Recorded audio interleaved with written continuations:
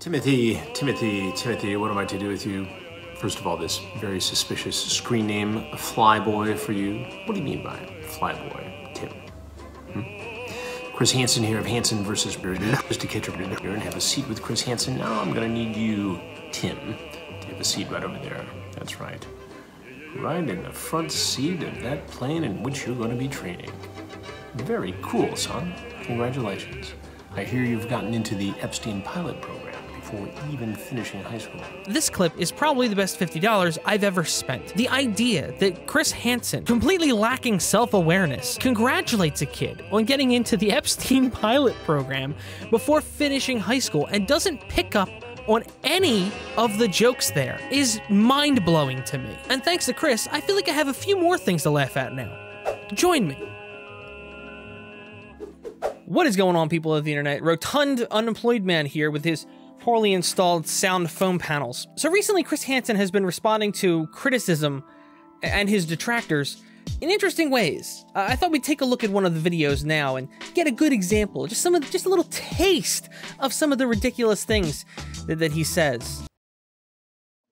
I'm sure everyone is going to make this comment, but you could make this video on literally any editing software. That's how basic this is. What's funny about this to me is that if Hansen is such a professional, why does it look like it was edited on, you know, Windows Movie Maker or some other free editing software? This looks like it was edited on a cell phone in 2020. I really want to know what he's using to edit this video. It looks like it would be great for me to edit things on my phone, and I'm sure it probably runs on my phone too. Chris, what is this? What is this? Get an audio engineer or something. Learn how to use a microphone. This is so quiet, it's ridiculous. I was supposed to be criticizing the video itself, the points you make, not the stupidity of your editing process. One video in particular that was on YouTube, which claimed to have dug deep into my background and done some reporting, really was nothing more than this. A 10-year-old tabloid tale combined with long ago resolved issues and a whole lot of anger over something that just didn't happen, namely the quote-unquote selling of the Onision story. You can't sell a story. So let's touch on the selling of the story first. You can't sell a story. I find that really hard to believe, Chris. You're telling me as a journalist, if you took a story to a publisher, you wouldn't sell the story to the publisher? How does that work? You take the story to the publisher and they pay you for it. That's not selling the story. Even though they're paying you for the story and your involvement in bringing it through them. You're not even having to sell the story metaphorically, right? You're not even having to sell the story like you would sell yourself in an interview, right? To get a job. You don't have to sell yourself in an interview to get a job. Literally. But it couldn't possibly be that what they're talking about is the not literal definition, sell the story to an outlet. Couldn't possibly be what they meant, right? You couldn't be possibly trying to make it sound like people are stupid by misrepresenting the terminology that they're using. Obviously, you can't sell the idea of a conversation, but you can sell all the work you've done to this point and all what you've gathered to be packaged through someone else. Chris Hansen is a boomer who is having a continuous drop into the abyss of the internet. His channel is not going anywhere positive. It's continuing to tumble down and spiral. And as it's going further and further down, he's resorting to more and more petty drama tactics, where he's actually misrepresenting people more and more frequently as time goes on. And even seems to be starting to make potentially blatant lies now. And doesn't seem to have any clue what he's talking about or is intentionally doing this. I mean, a very prime example of this would be when an alleged victim of Davi Vanity went on Augie RFC's After Hours and then goes on Chris Hansen's show and misrepresents the entire event of what happened on the stream. And Chris doesn't question it at all, even though he seems to have seen the show. So he seems to know what happened, what was said, but just continues to let her tell her interpretation of what happened, despite it being not the reality of what happened. It's a good thing to have as many people know about this story as possible, to hear the voices of the victims, to know what Onision, Greg James Jackson is capable of and what he's done and how he's victimized and groomed and bullied people online for years and years and years. I don't understand what the problem there is. The problem there, Chris, is that you seem to be doing anything you can to make things seem worse than they really are. For example, you have Angry Slug Productions, who came on your show and made a bunch of claims that just don't hold up. Angry Slug Productions has destroyed his credibility multiple times. My favorite issue with Angry Slug Productions, and it was on your show, and you did nothing about it, was when Angry Slug Productions claimed that because Onision was very clearly naked in a video, despite not showing it from what he seemed to imply, he was on his own property, and apparently like deep within the woods where seemingly nobody would be able to see him if he's deep in his own property's woods, but somehow it violated indecent exposure laws. Is he breaking the law in Washington state based upon what you've seen him do on OnlyFans? Yes, the best part. Recently on his most recent post where he is out in the woods, he has broken the indecent exposure laws in Washington state due to the fact that he did a very obviously naked shot outside of his home in the woods. Chris is a very interesting guy, dude. He's not going to take this off the chin. He's going to question this one. There's a point where, you know how he says indecent exposure like a minute ago? There's a point where he struggled for about 2 minutes straight to look up what the law is called that he just quoted. So what would the broken law be? It would be, and let me pull it up because I wanted to be very organized on this. The law regarding indecent exposure differs greatly depending on the state you live in. In Washington, it is considered He's reading the like Google like auto. When a person exposes his or her private parts in a public space or in a place where other people are present. So it wasn't necessarily the fact that it was OnlyFans, he just broke the law. I feel like a really good journalist might have questioned that, but that would have weakened your chances of getting the story to go somewhere bigger, right? Where you can go back to your regular mainstream audience. An assistant district attorney by the name of William Conrad Jr. surfaced. He was in communication with someone he thought was a 13-year-old boy, someone who identified themselves as a 13-year-old boy. Conrad never came to the house during the investigation, but police decided to seek a warrant and got a warrant for his arrest because of his online behavior. Police went to the house to arrest him. Our camera crews were there, I was there. As they were going to make the arrest, sadly, Conrad pulled out a pistol, shot himself in the head, and committed suicide. Nobody wants to see this happen. It's terrible. But the video made it sound like it was somehow because of our reporting, Dateline, because of some aggressive behavior. The reality is this, and this was not in the video, and this is important, so I want you to listen. What they don't tell you is that the assistant district attorney had a laptop, and he was trying to get the hard drive out of it when the police were coming in. And on the laptop, multiple images of child behavior. That is so interesting, Chrissy Poo, because there's this Esquire article that Augie RFC, Mutahar, and a bunch of other people were talking about recently that kind of says the opposite. Apparently they didn't find anything incriminating? Huh. At the very least, this seems to be concerning for what you're saying, especially to just so easily dismiss it. The person who put the video together is not a reporter. The person who put the video together merely Googles things and apparently picks and chooses what he wants to put in the video to fit his narrative. Hey, Chris, my guy, what have you done in the last 6 months or even a year that wasn't just asking people questions? I mean, I feel like at this point you really would bring on a barista if he had ever served Onision even one time. It's really ridiculous that you seem to dismiss the idea of somebody Googling your history. You're a journalist. How many times have you done a video about Onision or anybody else trying to learn about their history? You're not even Googling their history yourself. You're having other people, in some cases who just have the ability to Google their history, tell you what they found. You say he's not a reporter. He's not a journalist. What defines an independent journalist, Chris? You're not with a network right now. You're not with any kind of important place of business.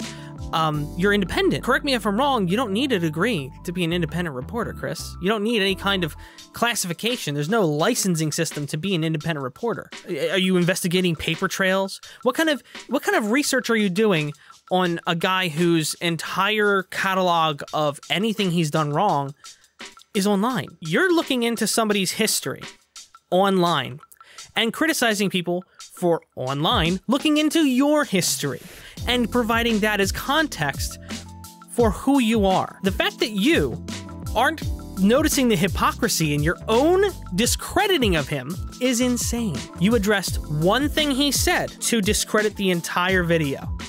And the one thing you addressed appears to be at least not as cut and dry as you make it sound, Chris. The other big revelation this drama channel apparently has is that I do cameos. Cameos are nice. They're for fan engagement. They can be for special events, special messages, all kinds of things. This particular content creator was able to sneak a prank in and try to make it look like something that it wasn't. Something that could be objectionable to the LGBTQ community, which I support. I have family members who are in the LGBTQ community. So any suggestion that somehow I would create a video that was demeaning or targeting that community is just absolutely absurd. Yes, a prank sneaked in. What did that prove? I'll make sure it doesn't happen again. Yes, a prank sneaked in. You are investigating, and the clip promotes. Here's the thing. Here's the reason this is so funny to many people and discredits you in some ways. For being such a great reporter, somebody who is so invested in destroying, you somehow don't know what a minor attracted person is. Can you see how maybe, just maybe, that looks a little strange given that your whole career is built on the idea now, at least in the public eye, that you are the slayer. Not to mention the clip was clearly edited, so people like myself took it as a joke and figured he probably cut something out in the middle that changes the context to what was said, and it wasn't at all a problem. As far as I can tell, the videos on Cameo stayed there for about 3 months. So did you not go back and look for this Cameo? Or did you get that many that it wasn't worth it to go back and look? Or did you really say something that actually did promote it and you're just dismissing it as crazy? It's just crazy. Why would I say something like that? Any suggestion that somehow I would create a video that was demeaning or targeting that community. I have no knowledge of any of this. This is so bizarre. But nonetheless, it's true. It was John Swan's fault that he asked you to say that. And it was probably my fault that I asked you to say Epstein pilot program, despite the fact that you very clearly know who Epstein is. So you probably should have realized that that was a joke, and you still ran with it. And then you also promoted the Escobar fold with nothing to go on. Like, at least Unbox Therapy had the device to look at, right?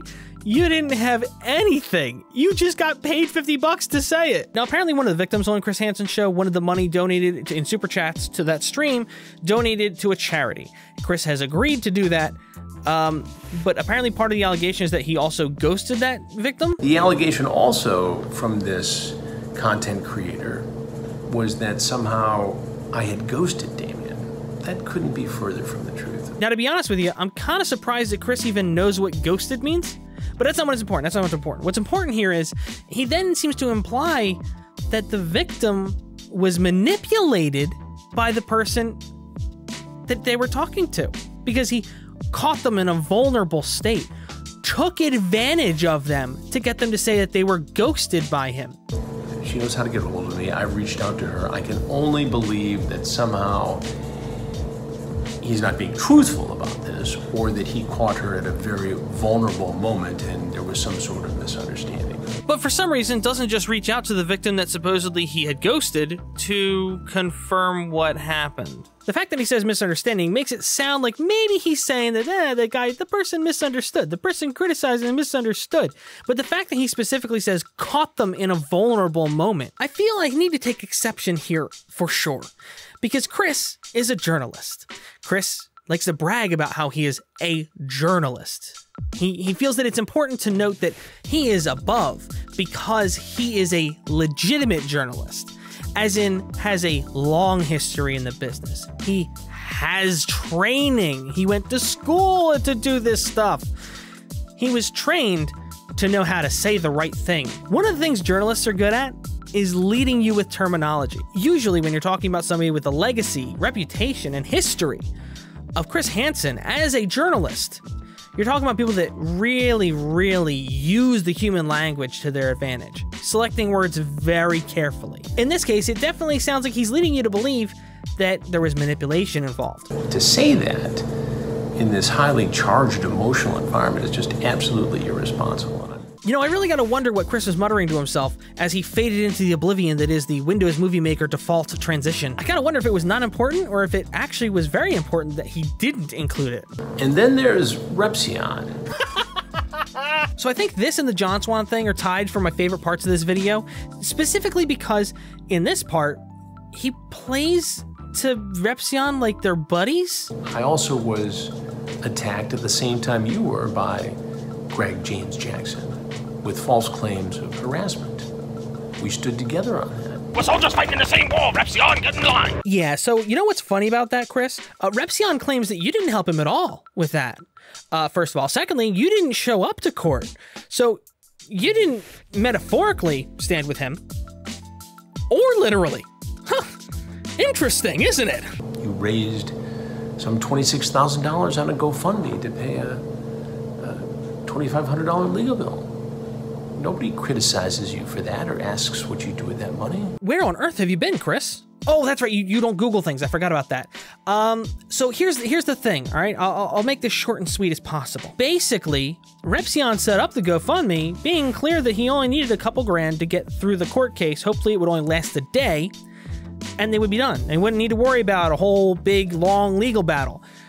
But instead, people continue donating out of the goodness of their hearts to hopefully help him. So he put the money to good use. This isn't Kickstarter, Chris. He didn't raise $90,000 and then not give people the few things that they were supposed to get to begin with. So it's odd that you're holding this against him. And you know, you can call me, by the way. It's not like you have to go straight to YouTube to criticize. I guess it's your right, that's fine, but I have to wonder if you're not just diverting attention from your own drama. Oh, Chris, no. Now I'm getting a headache. I don't know which point to believe. The one where you said that no one's criticizing him for the money, or the fact that you said he's trying to cover up people criticizing him for the money by criticizing you. Oh, it hurts my head. Please, renowned award-winning journalist Chris Hansen, please clarify your point beyond the contradiction. So he attempts to discredit John Swan by saying he Googles things, which in all reality means he did research. Crazy somebody would do research, right? And then he tries to imply that John Swan is a jealous clout chaser. Then, with Repsion, he discredits him by mentioning that he had the GoFundMe, that people donated more money to than was expected. That was totally his fault, wasn't it? Despite the fact that he was clear on what he believed he would need to cover the day in court. And then he goes back to implying that Repsion was disingenuous because he criticized Hansen in a video instead of reaching out to him. Chris, you're a journalist, right? How many times have you done a story on somebody that you didn't reach out to first? I get the feeling it's more than once. And keep in mind, I'm talking about even when you were working in mainstream media. You know, when you had contacts that could get you in contact with anyone. Just because you didn't personally have their number doesn't mean a frickin' thing. Your audience, and you know it, are sitting on their couches watching Jimmy Kimmel every night. They're not watching YouTube for YouTuber content. No, you're trying to get back to that audience. This is a vehicle for you to get back to that audience. And whether or not you feel that this is going to do both, it's going to help get Onision in prison. How? How is this going to help Onision be put away? Because the problem is there hasn't been enough legitimate evidence. It's all story, right? It's all stories that haven't been corroborated, there hasn't been enough of it to pursue legal action, right? How is getting more people on the bandwagon of, well, we believe he did something bad? but we just can't prove it enough yet to get him legally tied up. How is getting more people involved going to solve that problem? Anyway, that's all for the Chris Hansen video. If you want to see more, go ahead and check the description. I'll have a couple people's names down there: John Swan, Nick Diorio, and a few others. The sound film is going to be gone in a few days. I'm finishing up a project right now. But before we go, I need to thank the patron saints, as always. Obviously, a big shout out to the patron saints: Bo Blacks, Pantsless Gamers, Alex, Lady Zubat, This Is You, and Vamp Puffin, Logan Campbell, and Paul Wentworth. Thank you so much for all the support, guys. And thank you so much to everyone else watching this video. I hope you guys enjoyed it, and I'll see you in the next one.